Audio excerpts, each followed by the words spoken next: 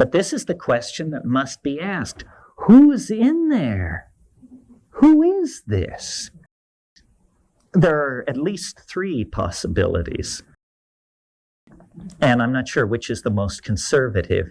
The first possibility is that we don't understand how the world is constructed, and that, in fact, there is a parallel universe running alongside of ours, full of elves who use a language to make objects. And then why you can burst through to this place on this one drug, then that raises, each explanation raises a lot of questions. Then the other possibility is, this is the Jungian possibility. And Jung, I can't remember which one it was, but one of the later things, he talks about these elves because of the Kiri. The Kiri are the alchemical children that appear in Act 3 of Faust, that Jung spent a lot of time on these alchemical Kiri and the question of the homunculus.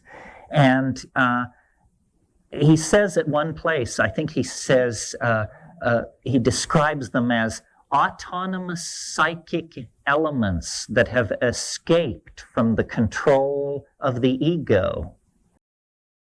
This is a weird way to go about it. I mean, it's probably an accurate description, but how much does it tell us, It means that the psyche is to be visualized as a half-gallon of mercury, and when we throw it on the floor, the mercury balls up and spreads everywhere, and each ball of mercury you look at, by gad, it has a little face looking back at you. That's because Mercury is a mirrored surface. You're looking at your own psyche shattered into thousands of pieces around you.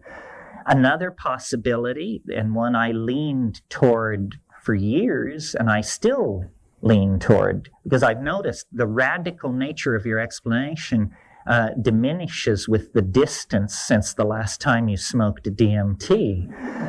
The longer it's been, the more likely you are to have some humdrum notion that you can pour it into. So the humdrum notion that I settled on was, well, clearly these are just extraterrestrials. They don't come in silver ships demanding to be taken to the National Defense Agency. This is how they come. Why they come this way, who knows? They're coming through mind. Mind is the medium in which they travel. Where do they come from? Who knows? Can it even be located in the Newtonian space-time matrix? I mean, what do you want here? A star catalog number? Would that satisfy you? And then finally, and I think I've exceeded my number of possible explanations, and then finally, the explanation, which is my current favorite, it's a little disturbing, and I haven't quite figured out what to do with it, but I have a sense we're on the right track here. The reason the DMT space feels so peculiar, both alien and excruciatingly familiar, is because these things in this other place represent what I call an ecology of souls.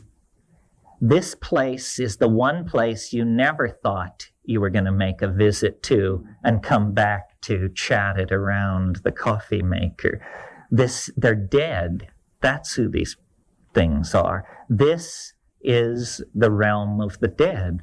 Well, I have to confess, in all of my psychedelic voyaging and idea mongering and all of that, I never was able to go that far, to reach that far in my imagination. It sort of had to be presented to me.